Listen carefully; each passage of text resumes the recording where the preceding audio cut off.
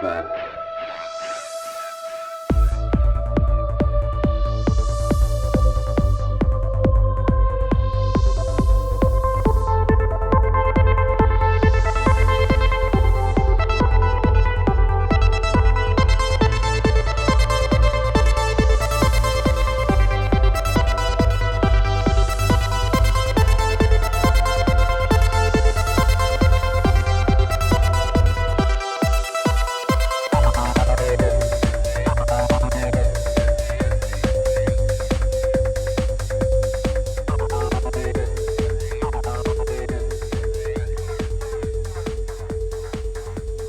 What's up? Another episode of Rip Effect Podcast. I'm your host, Ricardo Varandas, also known as Ricky Varandas, and welcome back, guys. It's been a little bit. It's a summer. A lot of people have stuff going on, weekends, and honestly, I'm also tired. I feel like this is the first time in a long time that everything is really seemed to catch up to me with just trying to find energy to do stuff with the kids and the family, going to the gym, playing basketball, working long hours, especially in this crazy heat and sun.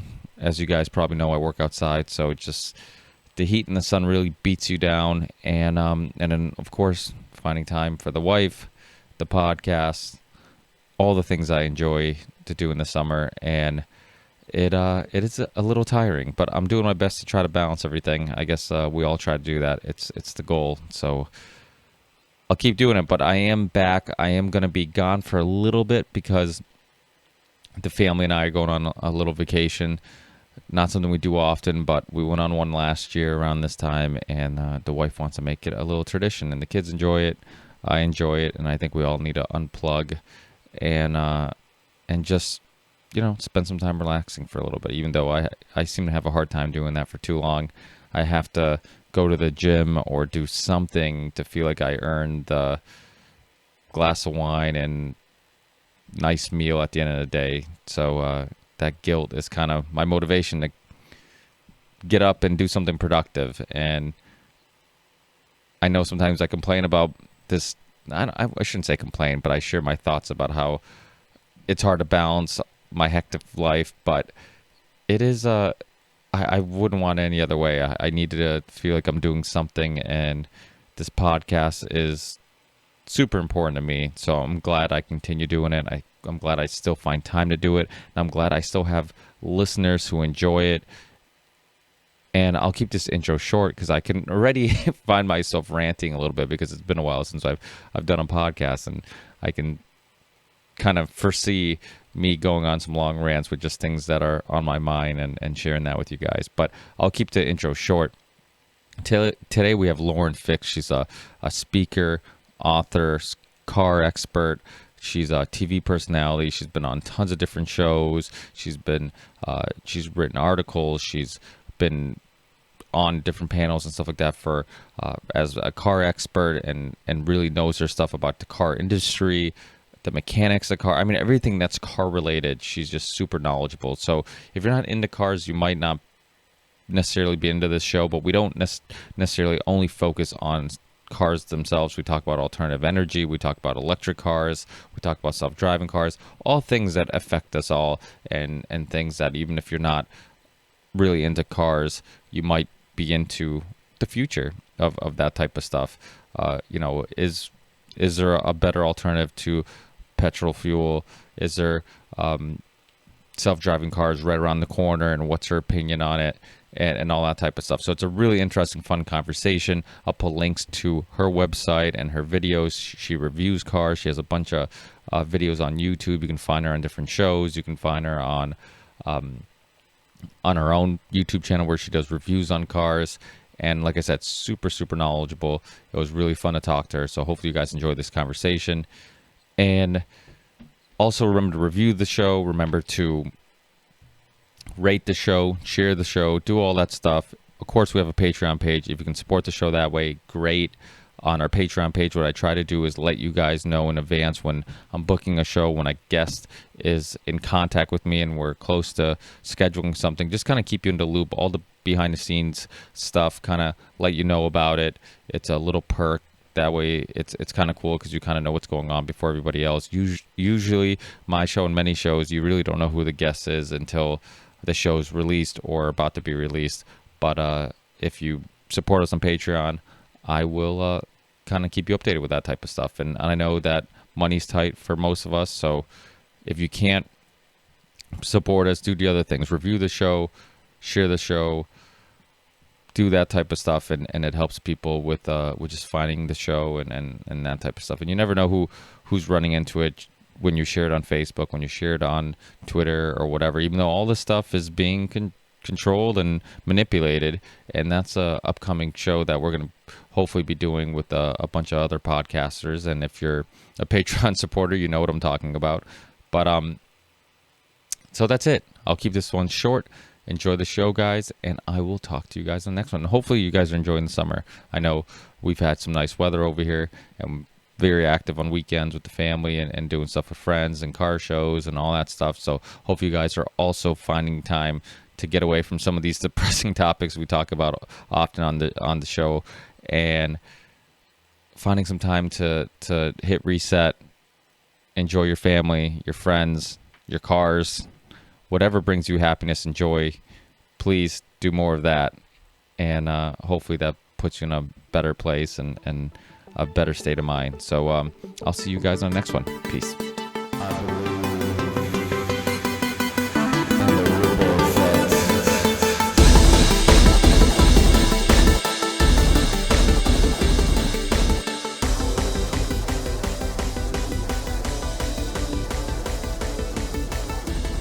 Whatever you want to do. Yeah, let's jump right. Your show. Yeah, I try to keep it casual. I've in the past I've done things like, hey, let me try to do an intro and then kind of introduce the guests while they're on hold for a second. But then I find myself like I'm always so grateful that people come on. So I find you have a really good opening teaser. So whatever you're doing is good. Thank you. So I find myself almost over talking and like I'm taking up the guest's time because I'm trying to be polite and kind of go through their whole resume and kind of build them up, and I'm like, now make it a conversation. It's much easier. Yeah. I've done a million of these things. Yeah.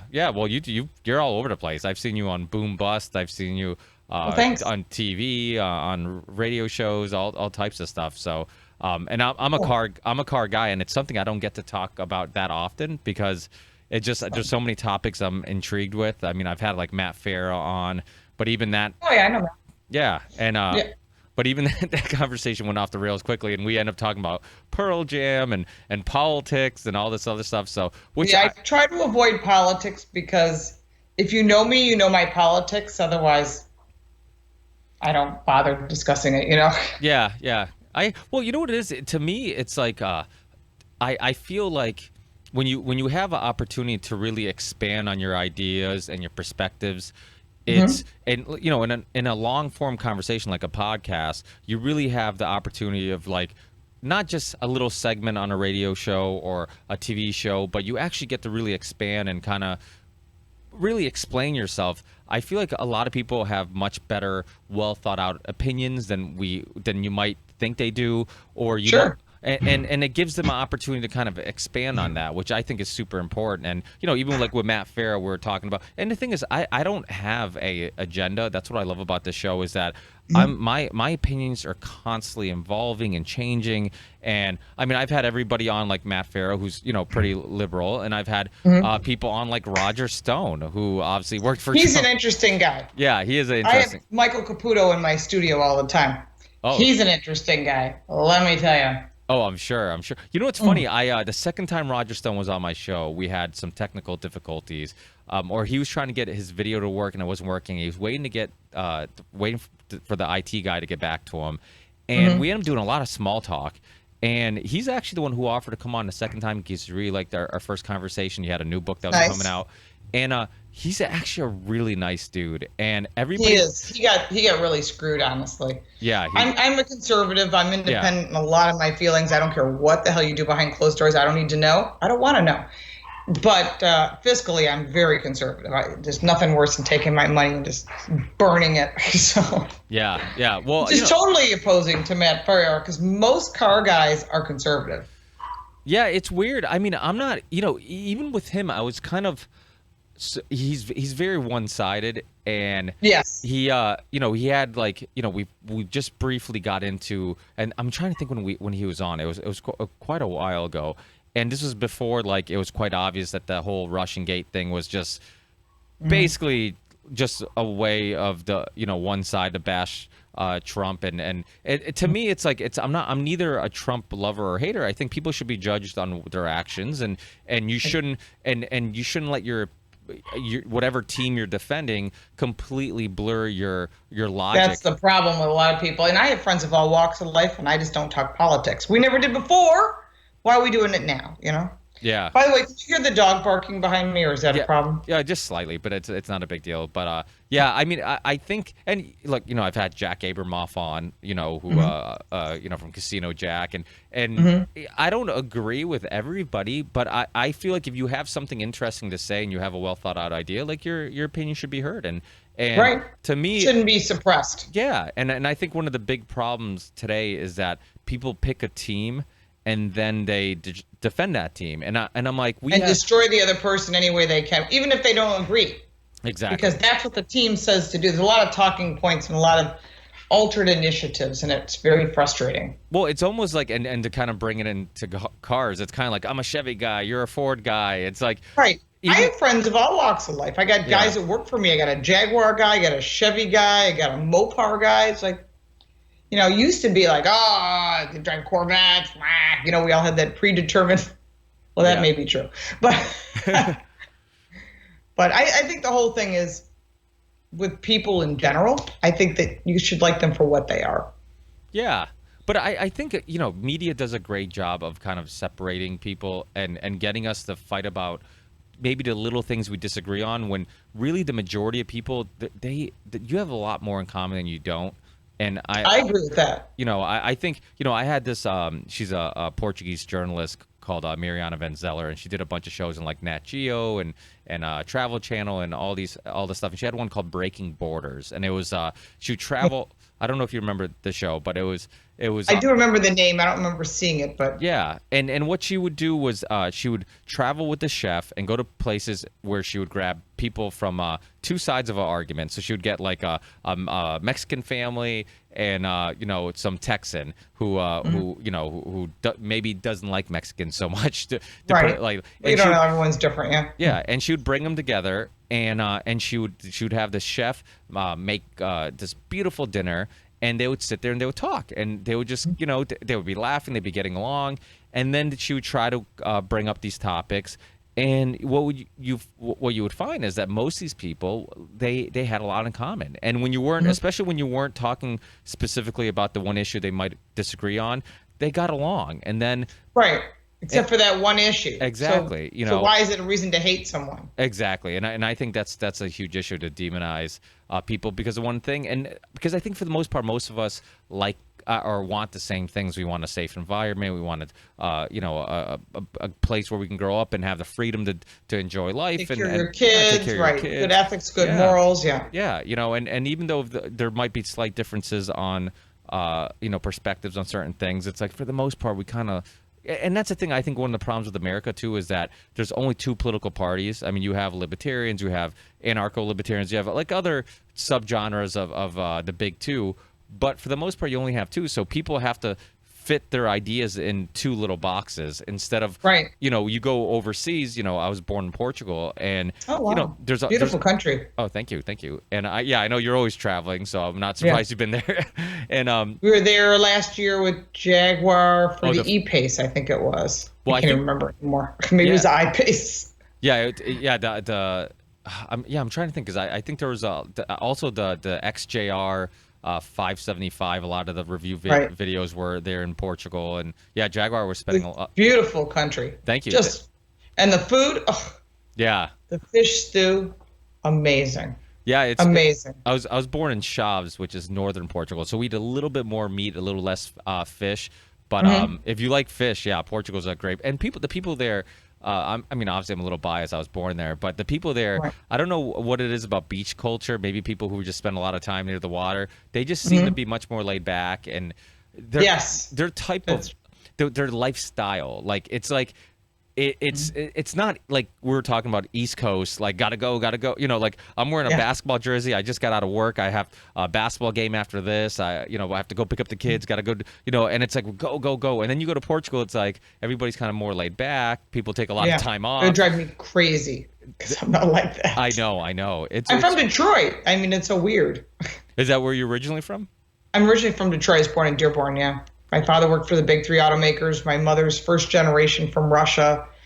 Everyone thinks I'm Italian, but my father's Hungarian and Austrian. My mother's 100% Russian. So my kids are just American because my husband's German, English, Polish, Italian. So yeah, well, I'm married Italian, but I'm not. Yeah. Well, you do look Italian.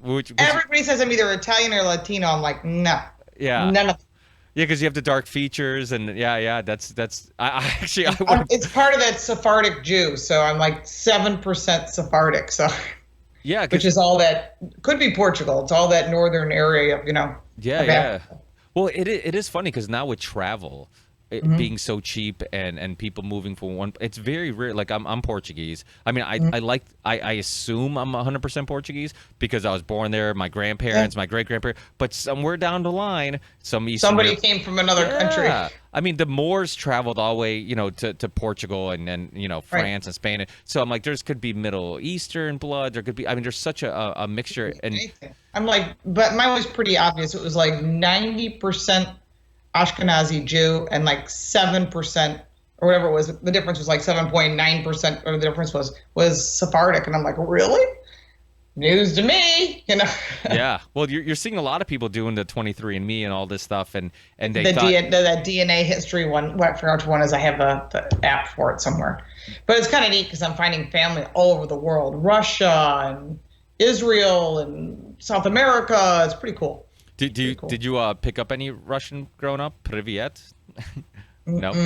My son's dating a girl who's 100% Russian. Her family was left Russia. Her mother first, then her father, and then her and her brother were born there.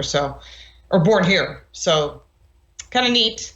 Yeah. So. Well, it's cool to. I mean, you obviously do a lot of traveling. I think it's super important for people to travel. I've not been there yet. I would like to go just because. Yeah. See it in person. I don't know if I want to live there. Or be there for more than a couple of days. Yeah. Well, but it is one of those things when you travel, when you meet people, like for example, if America right now, the Soviets or the Russians are being looked at like they're the Soviets again, and they're demonized. It's like you go there and you meet people. It's like, oh wait, they're just normal. There's a lot of normal people like us. Yeah, who have families, live a good life, take care of their kids, exactly. Yeah. Enjoy the good things in life. So growing up in Detroit, would that start your journey into cars and your passion for cars? Well, my father worked for the big three automakers. He worked at Ford. He was a charter member of the Thunderbird Club. He then went to General Motors, worked on the Corvette engine and development team. Not the racing, just the street stuff. Yeah. Did a lot of work in the engine design and development. And then he left there, went to Chrysler Missile, because Chrysler used to have a missile division. Then he went to Budrum and Wheel. He had a degree from Carnegie Mellon, not just in mechanical engineering, but also in nuclear engineering. So he worked at Detroit Edison. And then when he lost his job, we went to Buffalo. And that's when he worked in the military side of things. And so he started this business and rebuilding brakes. And I helped as a kid. And I always go out in the garage. So I'd see him on weekends because in the weekdays, he was either working before this brake company got big. And he said, hey, you want to help? And I went, sure. So it was, what can I do? Because I didn't know anything. And he's like, be my tool jockey. And I'm like, I don't know what the hell that is. So I didn't know any of the tools, but he would show me the tools. I'd help him and I'd ask questions and he would stop and he would draw it out and explain it to me. I'm like, oh, I get how a clutch works. I understand how bleeding brakes works and why. I understand how to, lash valves or whatever because he showed me. And he did it all himself. So he had a 70 Barracuda in the garage, 56 Thunderbird, a 67 Corvette, and a boat. So there was always something to work on. That's awesome. Yeah. Well, it's weird because there's something about the mechanical, a car being mechanical that seems more intimate, more charming, more human than like the electric cars. When I was that is nothing for me. Yeah, not a thing. I was going to ask you your opinion on that because It is one It's of a strong one. yeah. Well, what do you think about electric cars? I mean, because now you're starting to see, like Jaguar, for example, they announced that the next XJ is going to be fully electric. They can't even sell as many vehicles as they'd like to now. Let's just look at the real honesty big picture. Yeah, yeah. In the United States, less than 2% of all sales of 17.4 million vehicles are electric. Why? People don't want them. They don't want the range anxiety. They don't want to pay extra for them. And they don't want to have to plug it at the house. Do you remember? Oh, I forgot to plug my phone in. Oh my God, what am I going to do? That's the problem. If you don't plug it in, you have no power. And it doesn't charge quick enough. Even though there's all this great technology supposedly coming, there is other factors that are beyond that. You've got rare earth minerals that come out of China. All the mines are owned by China. You've got cobalt, cadmium, lithium, mercury, neodymium, all rare earth minerals, and all very expensive, and all the mines are owned by China. So we will no longer be beholden to the Middle East. We'll be beholden to China because, they're our friends. They don't really care. So yeah, there's other things you could probably create, solid state batteries, and we're working on that. And while we're working on that, what are we going to do with all these batteries we have now? From a Prius to a Nissan Leaf to a Tesla, you name it. What are we going to do with all these batteries? They're not recyclable because a lot of it is so dangerous to humans. Like cobalt causes cobalt lung. It'll kill you in a very short period of time. And so will all these other magnetic mercury we know is bad. Cadmium is we don't mine them here for a reason because people die. So now you've got these batteries. It's like saying, here's a cake, take the eggs out of it. I can't take the eggs out of a cake. It's already blended. Exactly. So these batteries are not recyclable. They do have some additional usage down, for a short period of time. You can store wind or solar power in them, but then at some point, they're no longer holding a charge. We've all had that with a battery, like a regular Duracell or whatever. So you throw them out. You don't throw these out. They have to be recycled. And nobody wants to recycle them, and no one's figured out a solution how to get the eggs out of the cake.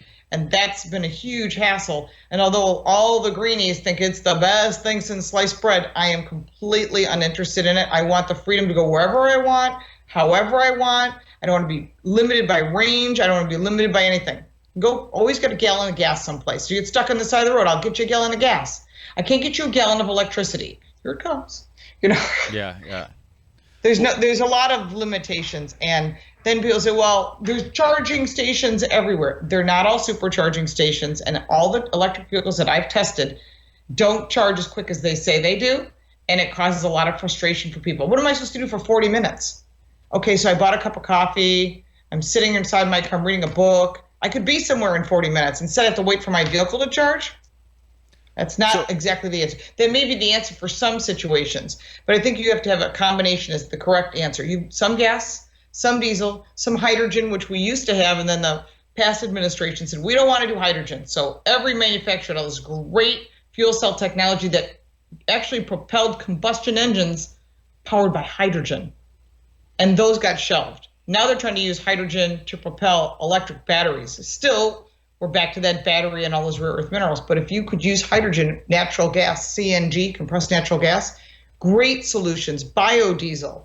You can actually, if you really wanted to, you had a diesel vehicle, you could go to your local donut shop and say, hey, what are you doing with that fat you're going to throw out? They're like, take it. Cost us money to get rid of it. Filter it, add some kerosene, you're set to go. Yeah. Emergency diesel. Yeah, Randolph Diesel, it was Dr. Diesel. Yeah, yeah. He used peanut oil, or I believe, right? Well, Dr. Rudolph Diesel actually created this, and he disappeared. If you look at his history, in a very mysterious way. Let me guess. Someone who developed the combustion engine decided it was time for him to go. But we had Stanley steamers a long time ago. They were really hard to control the steam. If you think about all the different propulsions that we've had over the years, including back in 1916, you had Baker, which was all electric, and the range isn't much more than it is now. A little bit more, but the batteries were gargantuan.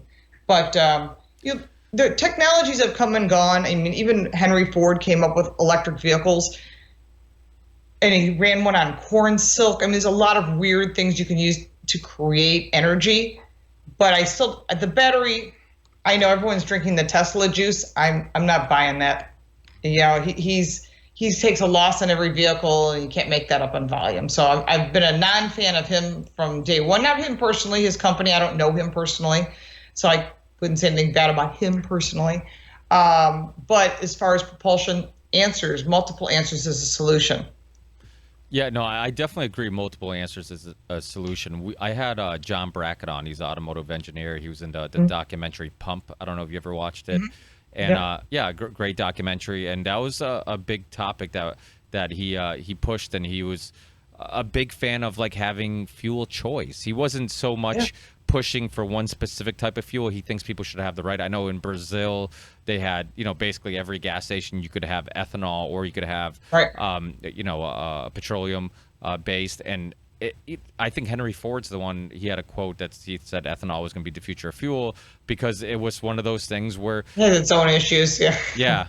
But I mean, well, like John Brackett, it's really interesting in that documentary, and we spoke about it when he was on my show, that they specifically made cars in the software. They made cars run less efficient when you put ethanol in it, and it was in the software. He found it, he exposed it, and I mean that's the thing. I think some of the hatred for gas powered engines, it's kind of justified because you look at like what the Rockefellers did, having just all the control of the oil companies, the way they bought out smaller oil companies and put them out of business, and he became the first billionaire, and he was this evil person with these evil. And then they separated him down. They wouldn't let him be the only one. Yeah. Yeah. But just talking about ethanol in general, do you know it takes 7 bushels of corn to create 1 gallon of ethanol?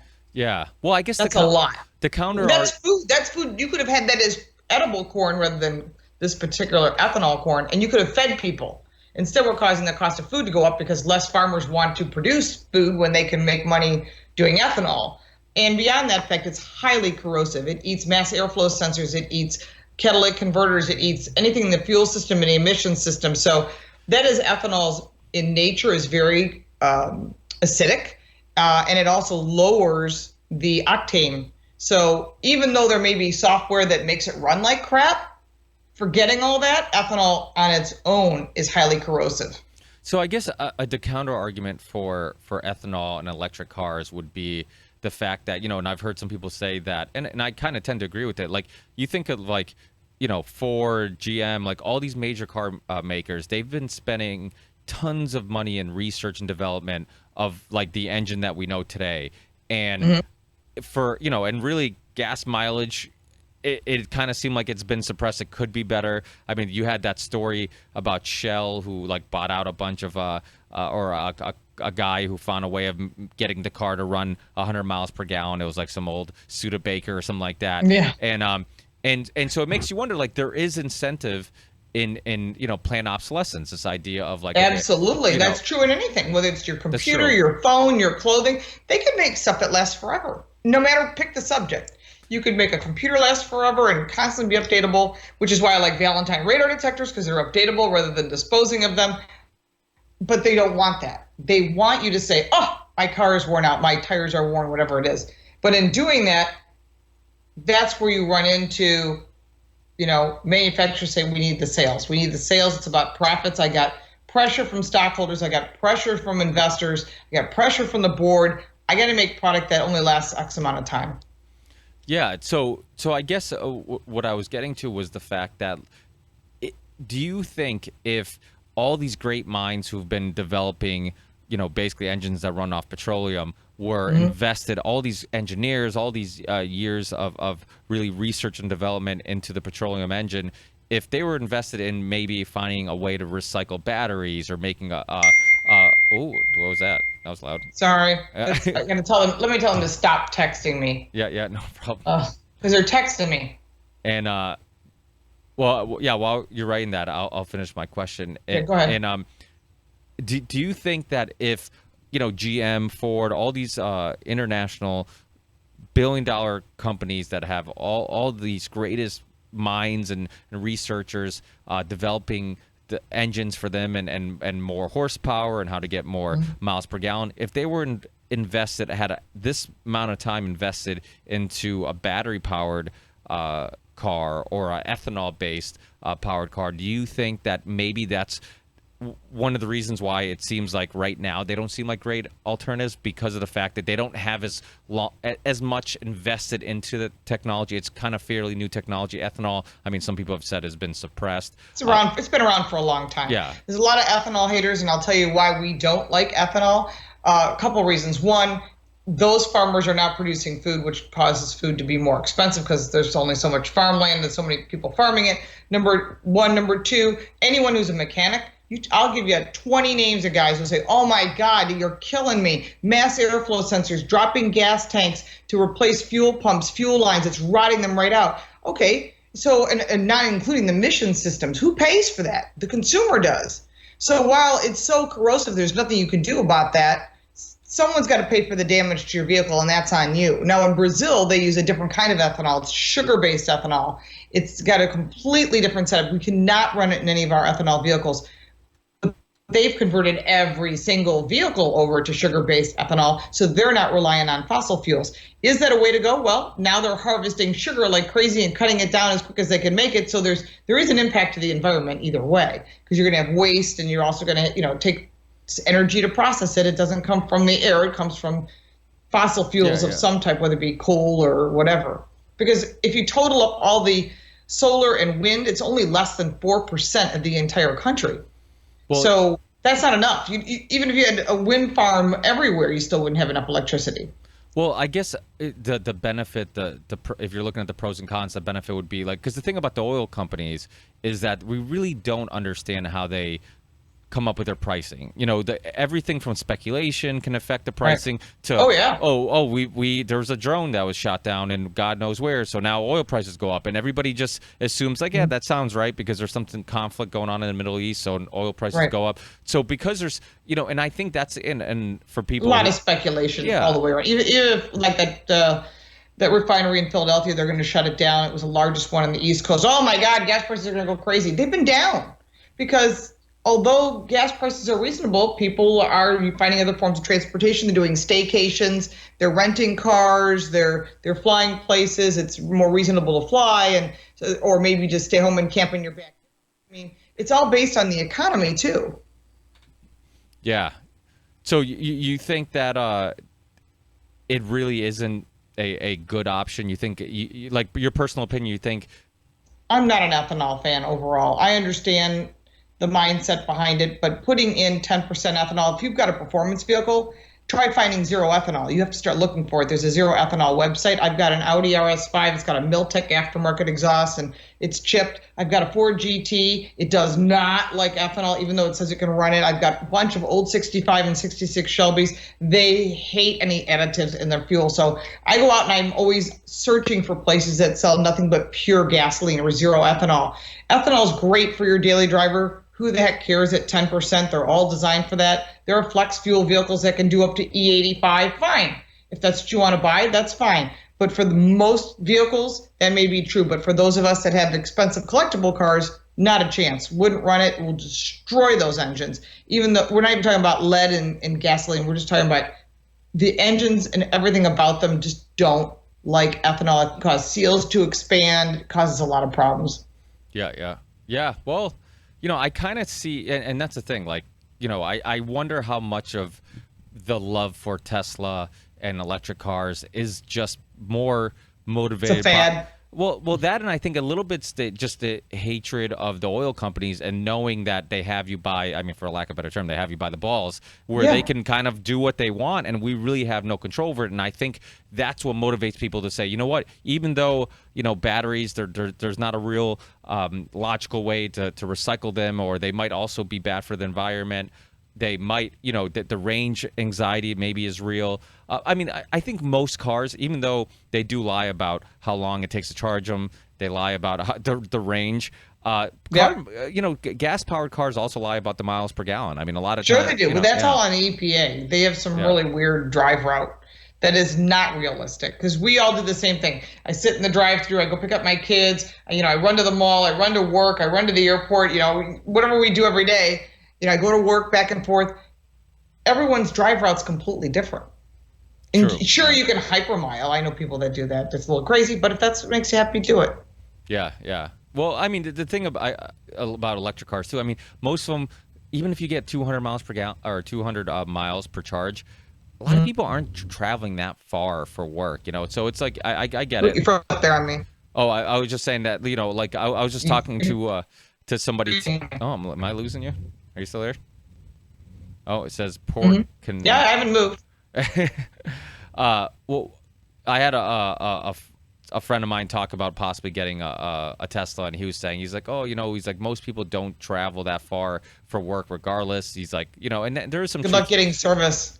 Yeah, well, that is that is a part of it, because I have no loaner cars. You buy a Ford, a Honda, Ferrari, you take it in for service. They go, oh, I'm really sorry, sir. Here's the keys to something else to drive that's comparable. You're like, oh, great.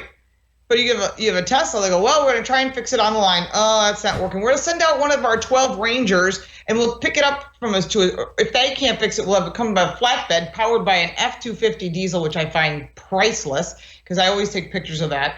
And they load it up and they take it away, and what are you supposed to drive? So if you're going to buy an electric car, buy an Audi e-tron, buy a Jaguar I-Pace, buy a Nissan Leaf, buy a Chevy Bolt EV, buy something. At least if you go to the Chevy dealer or the Nissan dealer, go, really sorry, here's the keys to something else. We'll call you when it's done.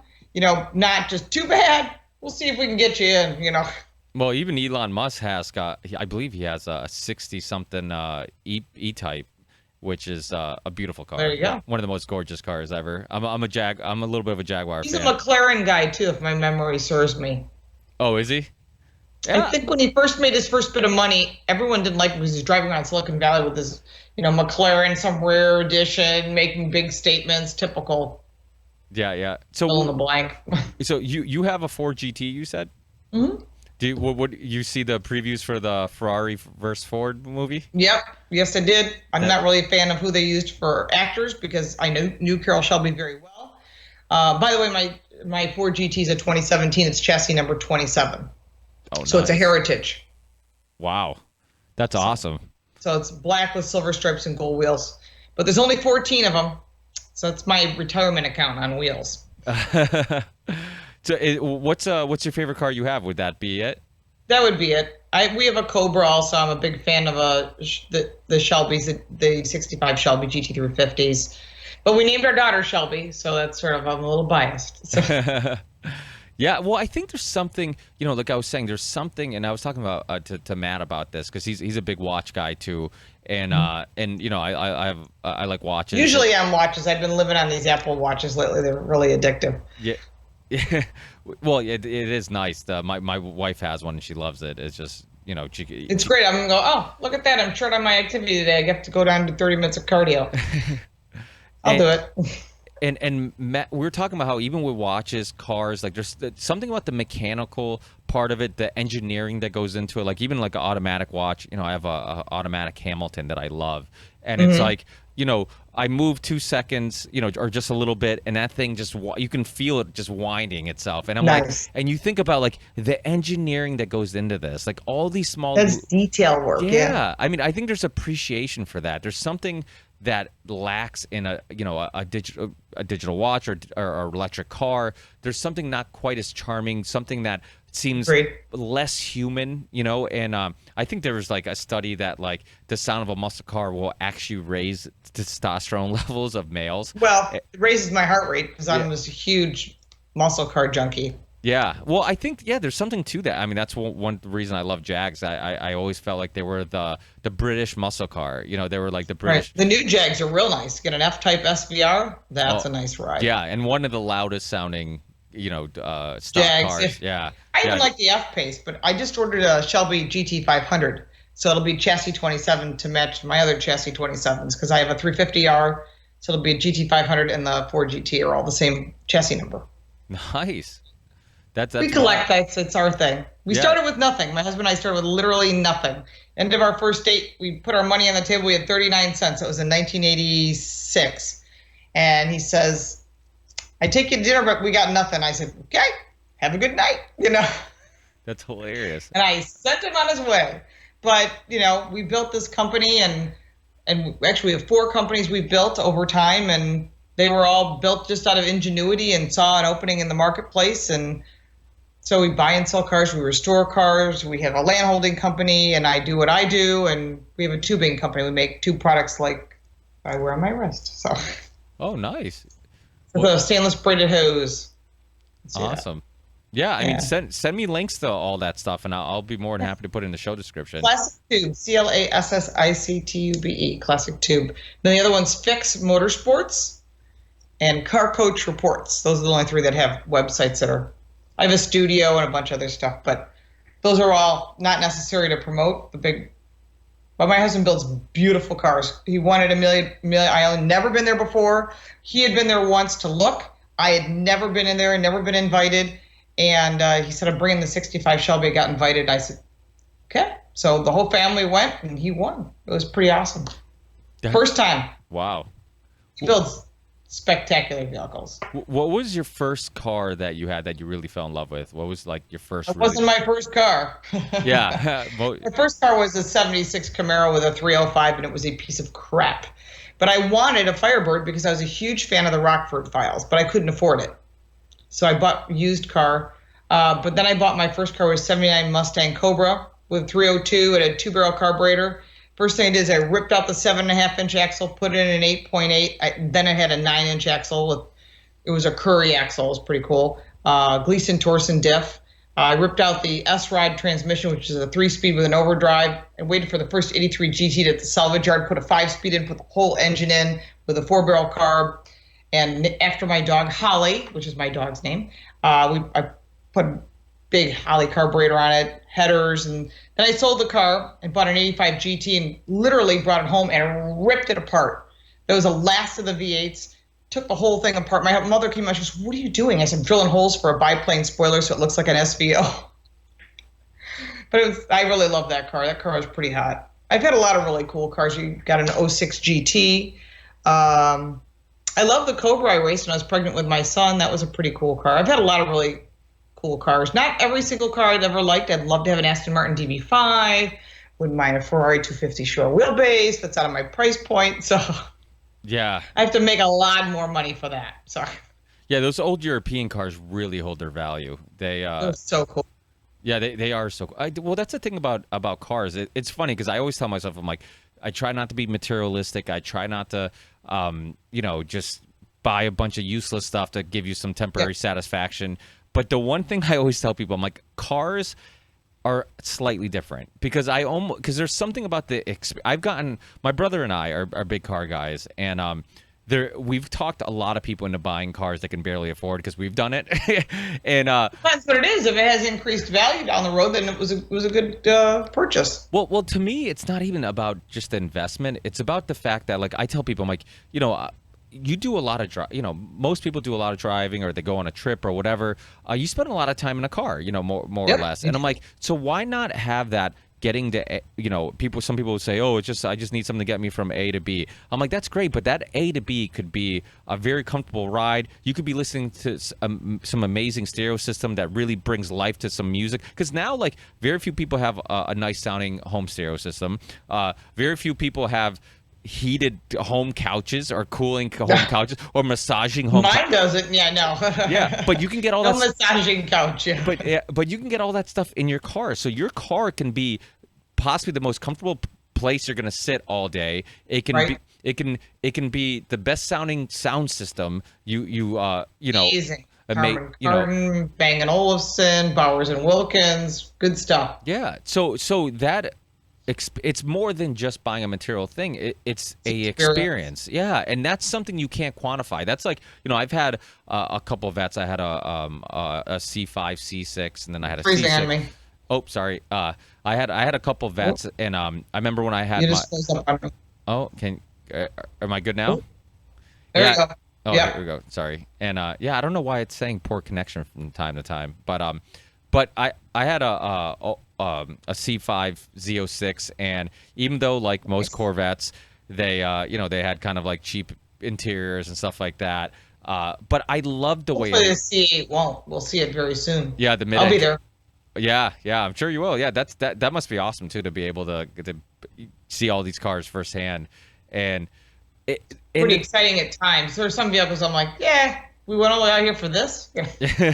Yeah, I'm sure that happens too. Yeah, but there's something about the vet that I loved. Like it's not for everybody, but for me, I loved the way it made me feel. Like bang for my buck. I'm like I'm driving a car, a 400 horsepower car at that time, which was a lot. That was a lot, yeah. Yeah, and that I can compete with 911s. I can compete with all these very expensive cars.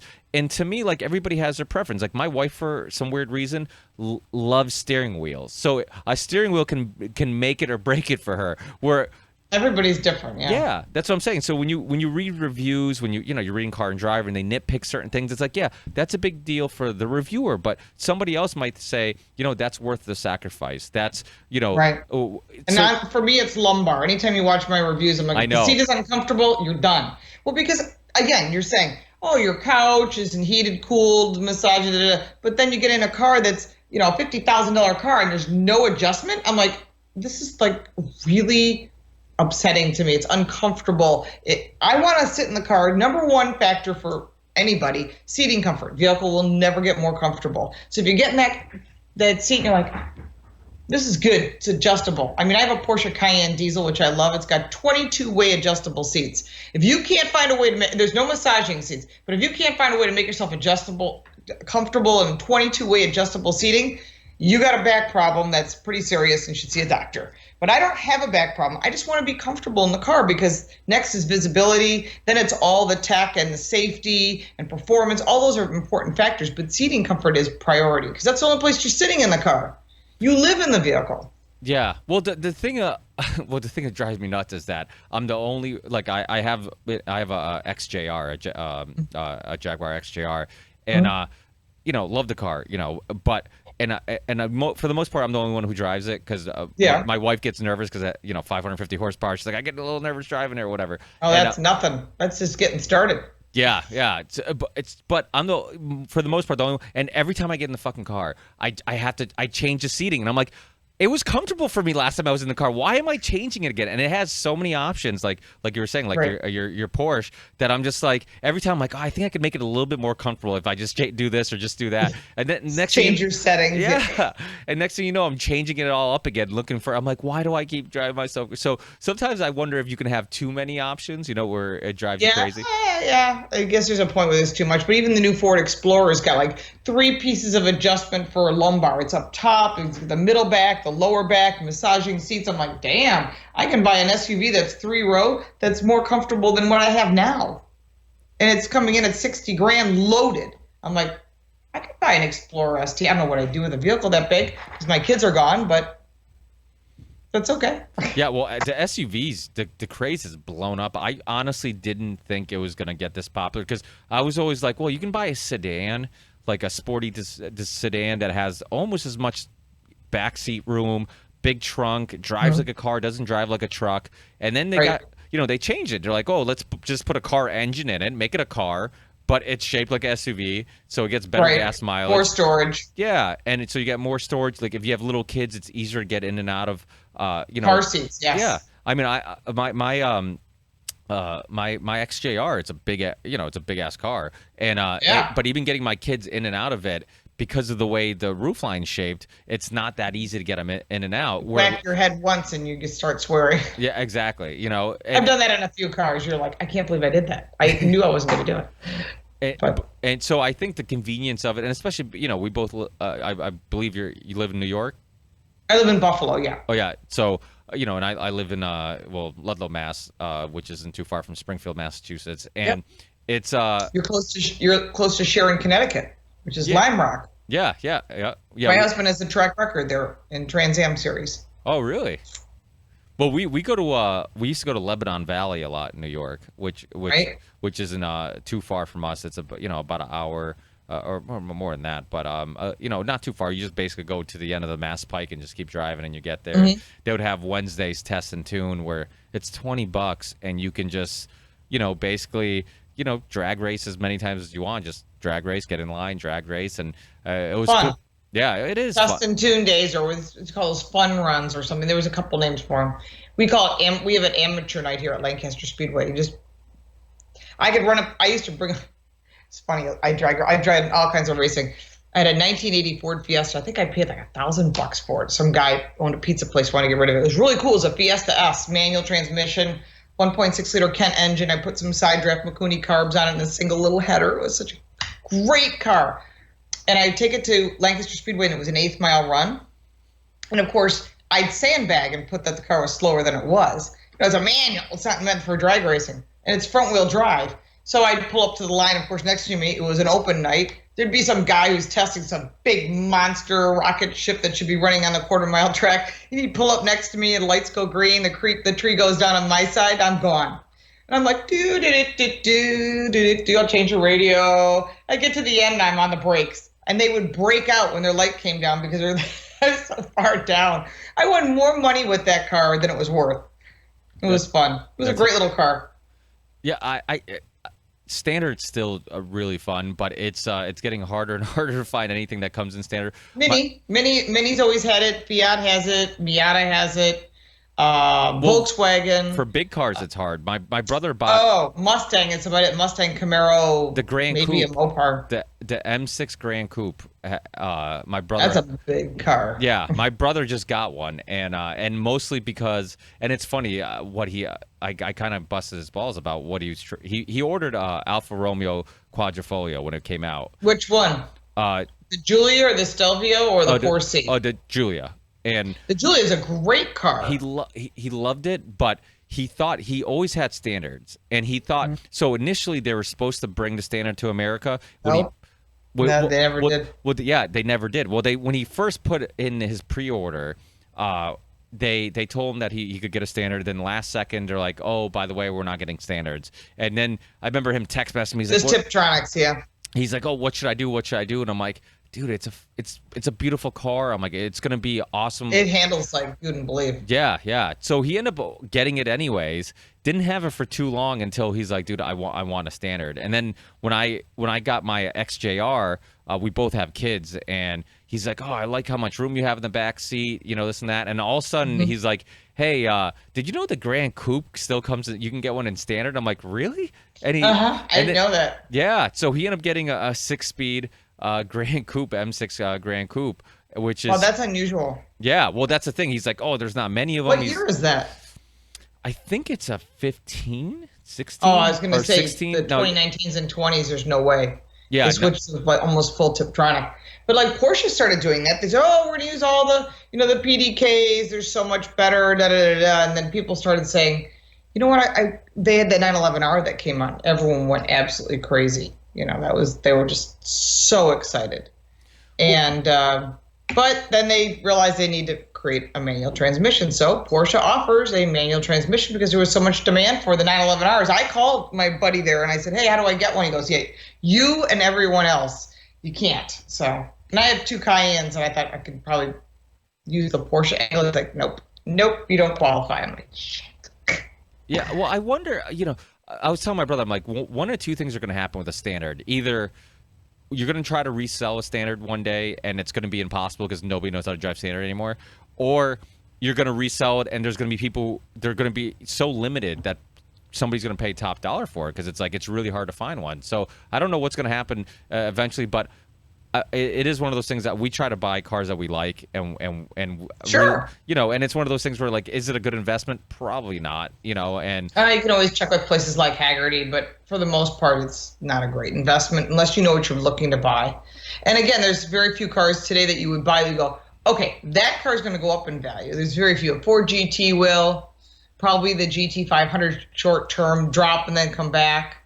But new cars, not even NSX. Unfortunately. Do you like the new NSX? I do. I didn't buy one, obviously. Remember, they were begging me to buy one. Don't buy the GT. Get this. I'm like, seriously? Seriously. GT or NSX? Don't even have to ask that question. And besides the fact, you're going to come in like $300,000 on NSX. It's still an Acura. Yeah, I think that's one of the. It is. I'll tell you, they nailed it with the styling. I think it's a beautiful, beautiful car.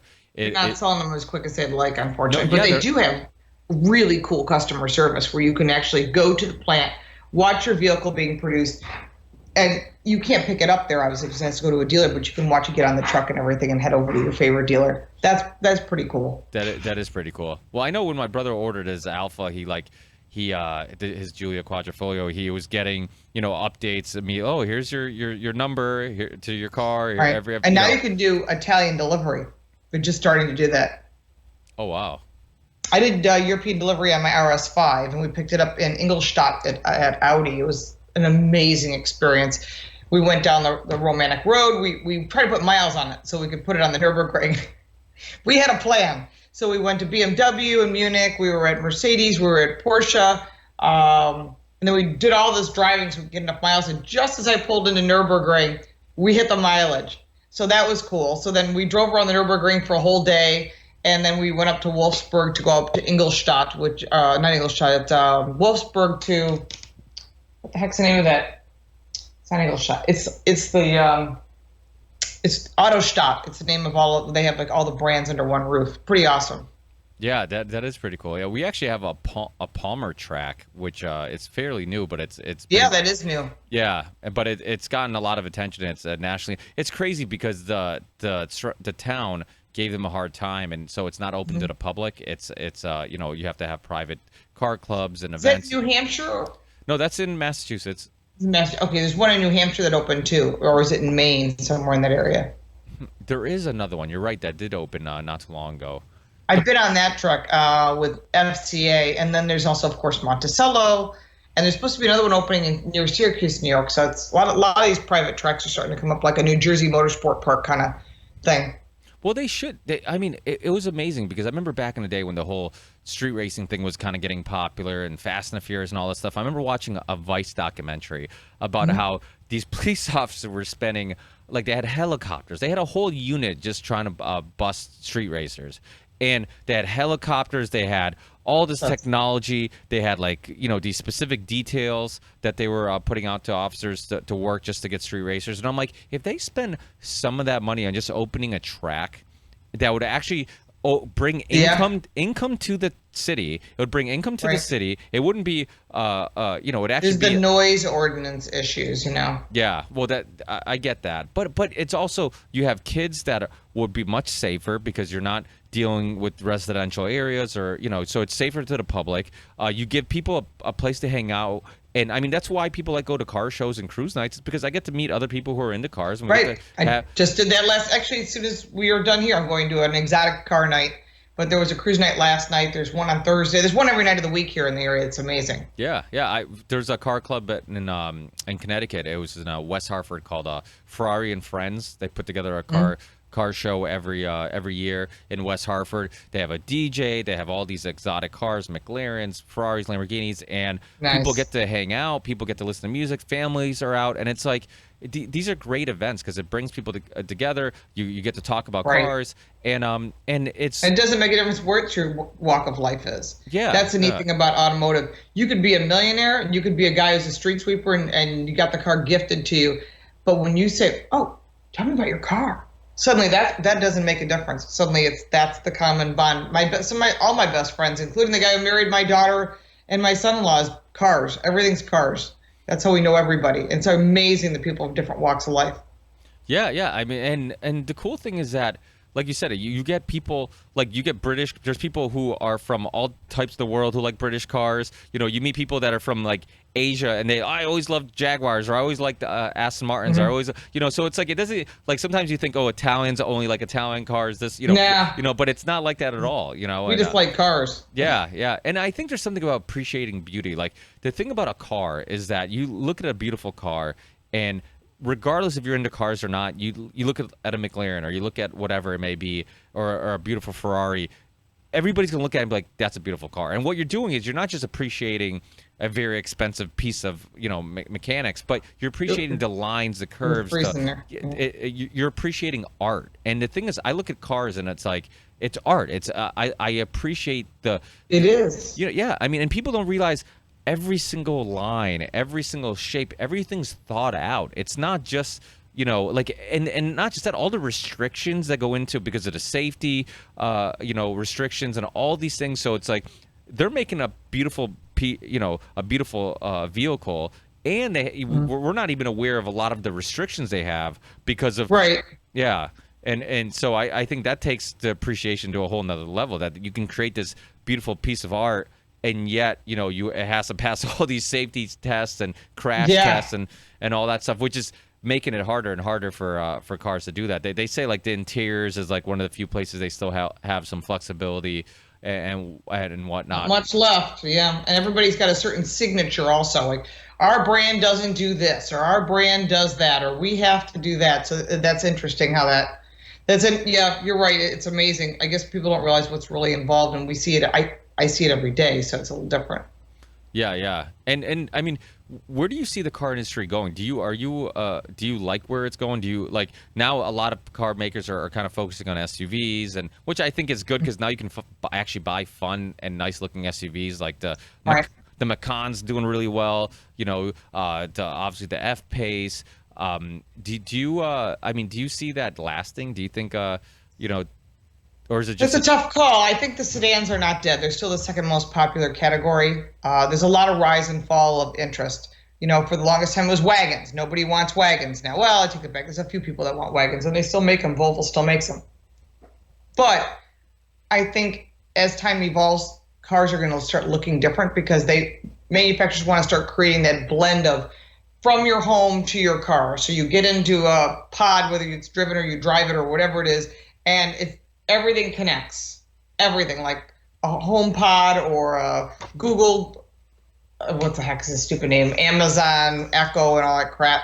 I don't have any of that in my house intentionally because I'm listening. Same Not here. that I'm saying anything worrisome, but still, I just don't need to be listened in. So that kind of stuff is what they're talking about, that transition from your watch to your car to your phone to your TV. Everything moves. So you're going to see a lot of changes that way, but I think SUVs aren't going away, nor are trucks, nor are sedans. I think it's still going to remain a mixture. That mixture will shift. If cars get cooler, people will buy cars. It just depends. Right now, the current generation, the current theme is all SUVs. Yeah, and it seems like a lot of electric too. Every car maker's focusing on They're electric. offering it, but they're not making any profits on them, so they don't like to offer them, but they're offering because they have to. You think so? It's more like PR thing, like, oh, look, we care about the environment. We're putting out electric car. It's not about care about them. It's about corporate average fuel economies. The CAFE standards state that if you want to sell a car in California and you sell more than 2,500 cars in California, like the rule, right, in California, then you have to offer a plug-in electric. And so people are like, well, we don't sell plug-in electrics. So either you buy the carbon credits from someone like Tesla, or you make a plug-in electric. So they're all making plug-in electrics. They're not selling them, and those that they are selling, they're taking a loss on. But they're doing it because they have to, because one state's making the rules for the other 49. That's where there's a problem. Yeah. Well, and then you're starting to see, similar to like the NSX, like we talked about, you see a lot of this combination, these hybrids of combination of electric and a gas-powered engine. Do you think that's something that, because I know like the new RAV4, a lot of new cars are doing that. As long as they're not plug-ins, the plug-in hybrids are not selling well because people don't want to have to plug in and get gas. It's one or the other. If it's a hybrid like a Prius where you drive it but it gets really good fuel economy and at low speeds you're getting the battery, those are popular. If it's just plug-in, they're not as popular, but if that combination of plug-in is not selling. If you look at the numbers, they're just tanking. And I think the thing is people are like, I'm already adding gas, now you want me to plug in as well? Which is it? You know what I mean? That's why Chevy, they're not making the Volt anymore, but they're making the Bolt because that's a plug-in only. So people will make the decisions, and I always think that you should always let the consumer direct the marketplace based on their pocketbook and what they want. Don't tell customers what they want, which is what manufacturers are trying to do because they're getting pressure from the government. You want this. I don't want it. If I wanted it, I'd go buy it. So when you go to every auto show, what do you see? Two things, totally polar opposite. Big horsepower, Hellcat, GT500, Camaro with a big Corvette engine. You look at the other, we've got green cars and everything's lovely and flowers and recycled. It's this. It's really weird. And you look at what's in the middle, no one's really talking about that. That's not the hype. The hype of every show is big power or big electricity or hybrid of some kind. What do you very think? Interesting. It is actually really interesting because you're right. There are two extremes, and I mean, but there's a lot of kids growing up today who really don't even care that much about cars or driving. Right. You're starting to see, like, I remember when when we were growing up, there was always this anxiousness of getting your license. Like, I cannot wait to turn 16 so I can get my license. Yes. It's like I had a car before I had my license. I had a car. I had my. So did I. Yeah, I had a Camaro Z28 when I had. That was a cool first car. Mine was just that piece of crap Camaro I had. But it had like 4 oil changes and 10 coats of wax on it before I could even drive it. Yeah, I was like that. Legally, anyhow. It was in my my parents' driveway. And I remember just cleaning it every day, and my parents were like, "Oh, Yeah. once you a year or two later, you're never gonna do that, right?" And I'm like, I don't know. I'm always gonna, and I am. I've always gotten into cars. I thought it was just a phase, but yeah. Oh, I knew it wasn't a phase. It's a habit, and it's an addiction for me. And I think maybe you've seen this too. And I won't get deep into this, but I think people in general, because of how inclusive the car market is and the people you meet who are into cars, like I meet you and I go, hey, Ricky, you got this car? No way. That is an awesome Jag. Tell me about that Jag. Let me ask questions about that Jag. Now we become friends because our commonality is cars.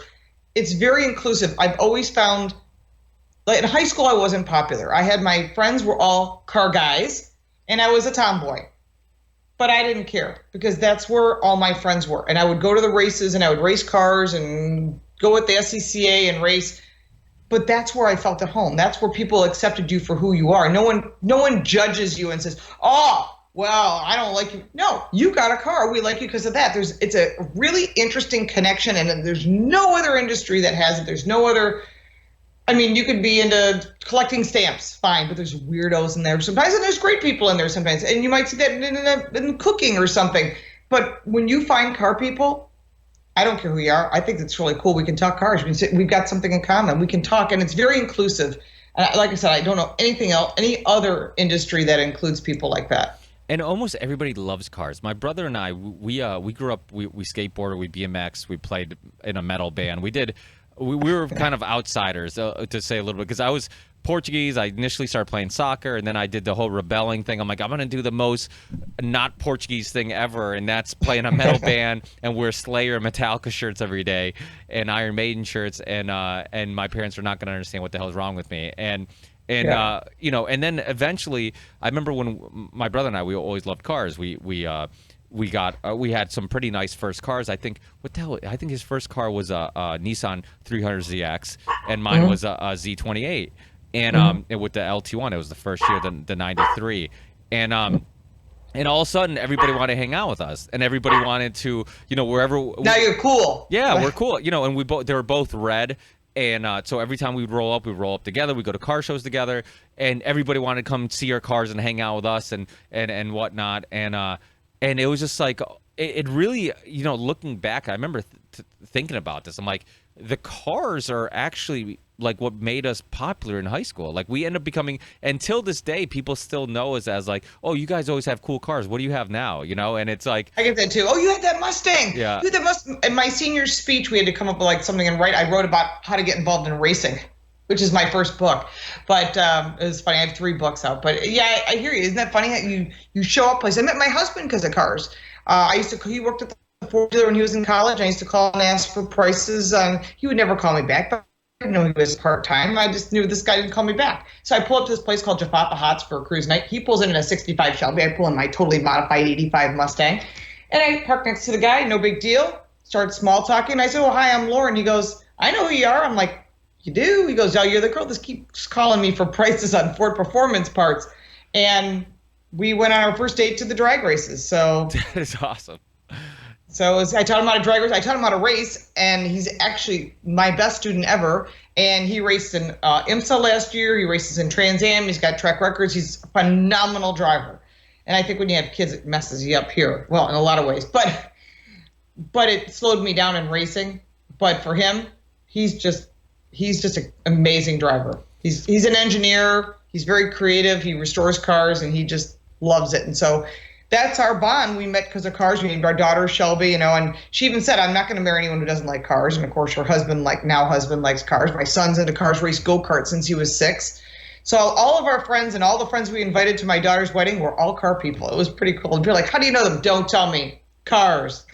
Yeah, well, it's true. Like you end up making so many friends because of that hobby and that similar passion. And you always have a topic of conversation. The cool thing about cars is that even though you do have a little bit of, I'm a Ford guy, I'm a Chevy guy, like we all appreciate cool, nice cars regardless. I have buddies. People in a Chevelle, I'm not going to look down and I'm like, that's a really cool car. Yeah. Can I look under the hood, Yeah, it's so true. Like, you go to a car show and it's like, oh, that's a old Lotus, Lotus Esprit. I'm like, oh, that was a twin turbo. That was such a cool car, this and that. And it's like, you might not Colin be. Chapman days, yep. Yeah, yeah. And it's like, or you see a cool old Trans Am, from Smoking the Bandit. It's like, oh, that's a Those cool. are worth big money now. Yeah, they are. Yeah. And or the Knight Rider, Trans Oh, Am, geez. and but Yeah. it's one of those things where like you appreciate a nice car, regardless if it's not your thing. You might be a European guy, you might like British cars, you might like whatever. You appreciate a nice car, and you always have that, like you said, that thing you could talk about where and it is a weird thing because I know a couple guys who own body shops who are really disappointed that they have sons who actually work at the body shop and aren't into cars. It's almost like when I heard Danica Patrick Wow. on the Joe Rogan podcast, and Joe's like, talking to her about cars, and he's like, oh, so what do you drive? And she's like, oh, I drive a pickup truck or whatever it was. And he's like, oh, you have any cool cars? No, not really. And he's like, and he was like trying to get her to talk about cars. He's like, I'm just not really into cars. I know her. I know her pretty well. She's not really a car person. Yeah, which She got is involved in weird. racing and just happened to be. She's not a car junkie like I am. You know what I mean? Yeah. So, It was kind of weird and disappointing because I'm like listening to the podcast and I'm like, oh, I can't wait till they start talking about cars because you're assuming, of course, that's going to come up. Yeah. And then it never came up. I was like really curious on what she owned or what she was into. Or just because you have a hot car, one hot car, doesn't make you a car person. You know what I mean? Well, I went and bought myself an Aston Martin. And do you know anything about it?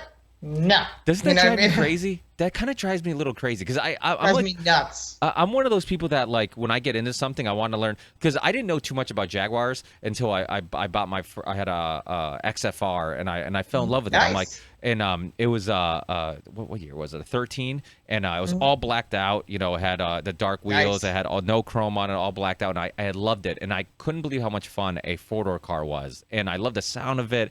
I loved wow, that fun. it kind of reminded me of like a muscle car because it was loud and it was just fun to drive. And I got obsessed with like learning about Jaguars. I'm like, oh, who's this Lions guy who created it? Oh, he made motorcycle sidecars. Then I think I also read some story about how he tried to book meetings with Aston Martin and he used to Right. like blow them off and all this stuff. And I love history. So like to me, like it's history isn't just political history or military history. Like the history of cars is interesting. My brother, It is. when he got into Alphas, he the whole history of Alpha, and racing with Ferrari and all this stuff, and then you this story of Lamborghini, disliking Ferrari and wanting to make a better car, and he was Or the real story of the quadrifolio and why there's a four-leaf clover. yeah. You'll have to interview my co-host, Paul Bryan. He will definitely tell you the story because he worked for Alfa Romeo when they had an IndyCar team. Wasn't a good IndyCar team, as he says, but they had good food.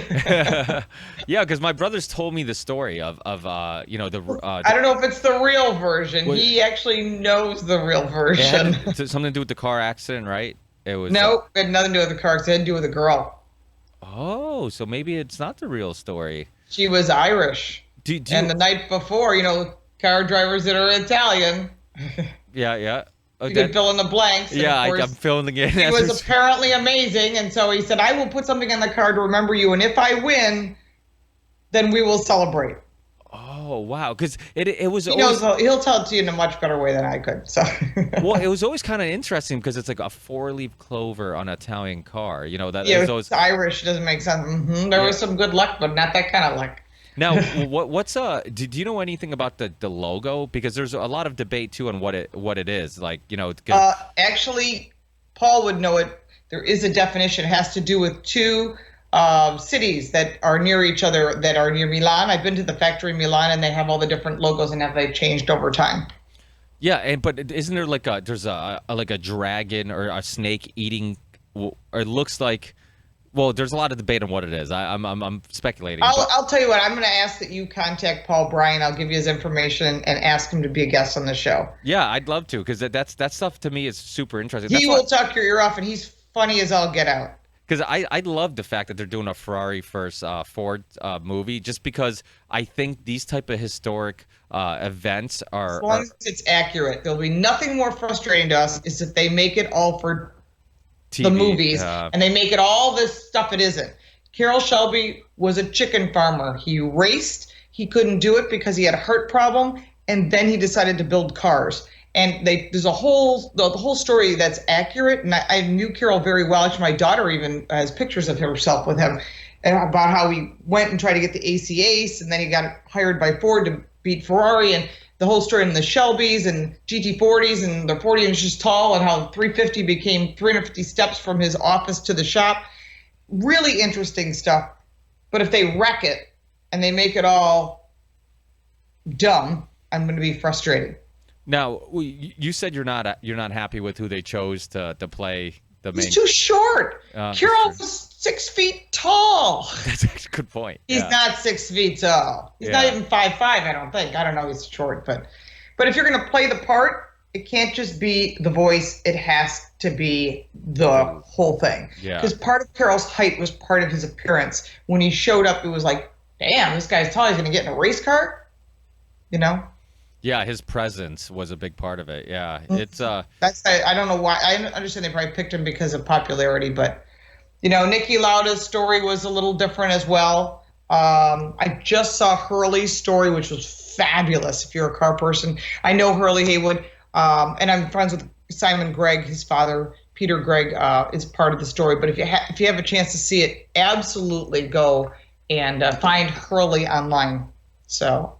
Hurley Haywood's super famous. You do realize how jealous I am of your life. We're talking about people, and you're just like, fell into this. You're like, I know this person. I know, I know Shelby. It's like it's pretty wild. Long time. I was involved with the Shelby convention when I was in my 20s, and the Shelby Club, and people were like, "You guys are really young." We were really young members of the Shelby Club, and now all these guys are like in their 70s, and I always wonder what's going to be the factor down the road when all these old guys don't want their cars anymore. Is anyone going to want a '65 Shelby? Yeah, yeah. Well, hopefully they do. It's a collectible, but there'll be the later Shelbys that were built by A.O. Smith that are probably not going to be as collectible.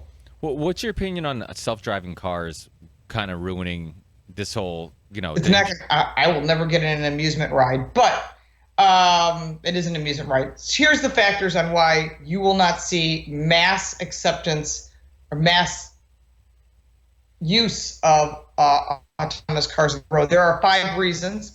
Number 1, government regulations. The government wants no pedals, no steering wheels. Out. Nope. And they're fighting right now because there's money going into politicians trying to get them to do one thing, where manufacturers are saying, well, we'd like to have someone behind the wheel and test it. Some are doing it properly, some aren't. Second big issue is going to be insurance. Huge factor. Insurance companies don't want to insure it. Whose fault is it? You have reinsurance companies that don't want to back it. Big factor. The next one is hackers still don't have a permanent firewall to stop these people from getting access to vehicles. And they've hacked Teslas, they've hacked Jeeps, they've hacked you name it, because once you get into those onboard diagnostics, and everyone does it with Progressive or whatever insurance company you put on or whatever stupid appliance you add to your vehicle, they leave it on, it's open, and they never change the passcodes. Another factor is going to be weather. Weather you can't control. I mean, that is going to be a huge factor. If a snowstorm, a windstorm, hey, you live where I do. We have Northeast, we have bad weather, and when it hits hard. And it's sometimes sudden. So you went to work, everything was fine, you go out to your car and it says, I am sorry, we are not allowed to drive today because the weather conditions are poor. Screw that, get me behind the wheel, I know how to drive in this stuff. And so that's going to really frustrate people. And then, of course, you got this 5G factor, which is required in order for these vehicles to communicate. Right now, they're testing 5G in like Norway and a couple of really unique countries to see how it works. Birds are dropping out of the sky. Yeah, I'm really scared of the 5G thing. And they still don't know the impact to the human being. Why would you want it? Yeah, there's a lot of conspiracy theories around 5G, but I think some of it is probably. I mean, there's a legit reason to be concerned. The testing of it. I mean, there's not really. We don't know the impact on humans. I mean, we have basically become a experiment. I mean, if they just release this stuff and just use it, yeah, we're gonna it's just gonna be a experiment. And I think that's a huge issue. And the insurance thing, absolutely. I mean, because that's always been the debate. It's like, well, who's gonna insure it? I mean, there's a lot of conversation. Who's at fault? Yeah, I'm not at fault. I was just riding that thing. Well, you put the address in. Hey, I just got in this thing. You'll see it on like college campuses, getting people from point A to point B. You'll see it, in museums and stuff like that. That's where you'll most likely see its first adaptation. But if you ask anybody on the street, a man on the street, like 95% of people go, not interested. Well, do you remember that journalist Michael Hastings who had the Mercedes that crashed? Yeah. You know, some people have made that argument that that was hacked, and because he was getting involved with some pretty, you know, I guess intense stuff, and he supposedly had a big story, and that was one of those things that I always thought about. I'm like, that's kind of scary just to think about, like the same way you can get a virus on your computer or you can get a virus on your phone. Yeah, because none of that stuff ever goes wrong, right? It always runs perfect. Yeah. Yeah, I mean, and so much is controlled by computers in a car now that it's just, who's to say that somebody can't, you know, put a virus on your car, next thing you know, it runs straight into a wall and kills you. 400 microprocessors on your average car. 400. That's crazy. Wow. It's not just one black box anymore, and it collects all that data and can use it against you. So that does create some issues as well. Yeah, yeah. And the progressive thing I always thought was interesting. I'm like, why the hell would I want anybody to monitor how fast I'm going? And I'm like, I'd like some privacy. That's even like, you know. There's no place to hide anymore. It used to be, I'm going to tell you a secret and don't tell anyone. You and I are the only ones that knew. Someone leaked it, it was you or me. Now it's like you got your phone. Oh, I already posted that on Snapchat. So yeah. Well, I've had Thomas Drake on, the NSA whistleblower, and you know, we that'll freak you out. Yeah, I mean, just when you go how, you know, how deep it is and how, you know, how little privacy we actually have. But the unfortunate thing, you get every generation, they're born into, you know, the world as they know today, and this becomes their norm. So like with us, you know, we've got, I always say, like, you know, the generations prior, we've had the benefit of enjoying the analog world, seeing the transition, and being able to enjoy the digital world. So, but we've seen both, and now you have people who grow up where it's like they don't know a world without social media. They don't know a world where without a phone. Yeah, without a phone that's not, you know, basically recording what you're saying, and the second you put in one word or one letter, it's already suggesting the thing you were talking about because it's listening to you. And so, and there's a great video on YouTube called "Free is a Lie," and it's all about how we like to think all these services are free, and there's another great. Nothing's free, not even love. Yeah, yeah. But there's a price we're paying, and we're not paying it with with currency. You're giving up your freedom. Yeah, you're giving up your freedom. You're giving up your privacy. You're giving up your information, and there's people making tons of money off it. They're selling all that information to marketers. They're trying to make it so that you can find the value of your information. So when you get on social media, once a week it says your value of your social media is X. Yeah, that's kind of scary. And you're not getting the money off of that. Don't worry, they're making millions off of all of us. Yeah. Be more. Yeah, it is scary. I mean, and the thing is, too, is like it's transitioning so quickly and things are changing so quickly that I'm not sure we know what the long-term effects are going to be psychologically. If we're ever going to be able to stop this roller coaster of like eventually take a step back and say, hey, we've lost. Only when something horrible happens. Yeah, yeah. Well, that's. I mean, you got Google trying to alter elections, no matter which way you like it. They're going to tell you who you want to win. They're altering what you see. You've got, you know, Twitter and Facebook suppressing other people's freedom of speech. Doesn't matter where you stand. If they don't like what you say, they delete it. Yeah, I mean, left, right, middle. I didn't like what you said today. Gone.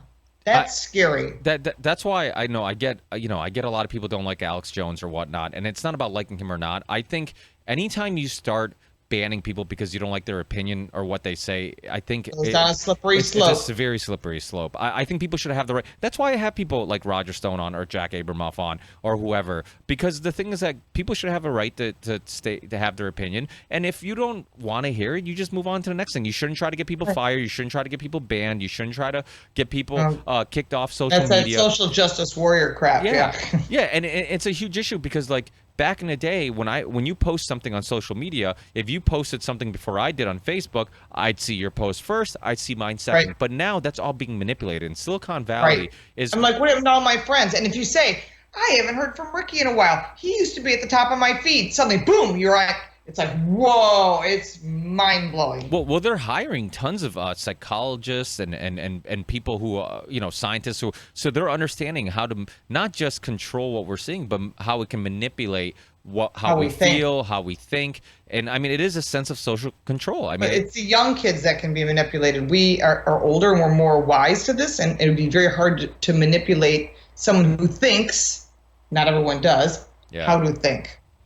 Well, I think that's, and being, my kids are small. My son's 4, my daughter's 2.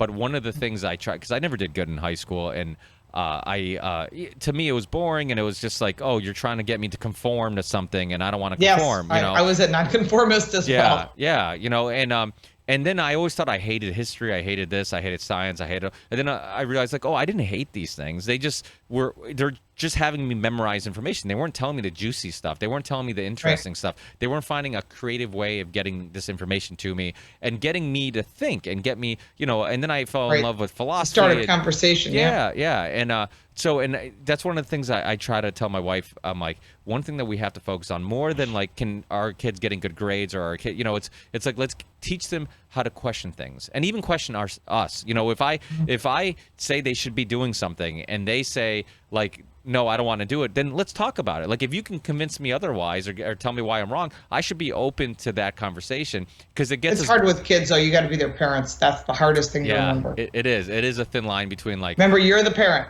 And you know right from wrong, and they're just going to play you as long as they can. Like a fiddle sometimes. But that is true, and that starts really young, a lot younger than I thought. And it starts from the time they're born. Trust me.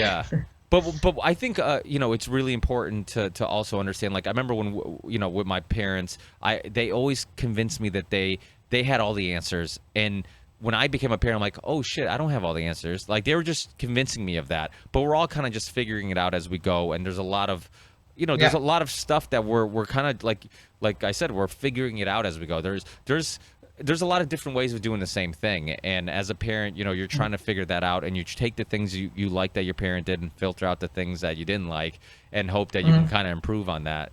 So, but I know I've taken a lot of your time, and you have no, I've got a radio interview at 6:45, and I got to feed my dog. But thank you so much, Lauren. We'll keep in touch. We'll definitely reconnect sometime. Let me know, and I'll send you Paul Bryan's information. He's really a hoot. Yeah, that'd be He'll awesome. talk to you about food, anything you want. He's not afraid to. He certainly won't candy coat it. That's all. Yeah, but I think we need more of that. We need more, because like you said, the social. You tell sometimes you got to tone that down, dude. But thank you so much, Lauren. I really appreciate your time. Yeah, it's good. Thank you for reaching out to me, and let me know when this is live, and I'll be happy to share it and put it on my newsletter. And then if you want to talk another time, let me know. Yeah, absolutely. Well, take care and enjoy the rest of your day. I appreciate it. Great. Thank you. You too. Nice to meet you. You too. Thanks. Bye.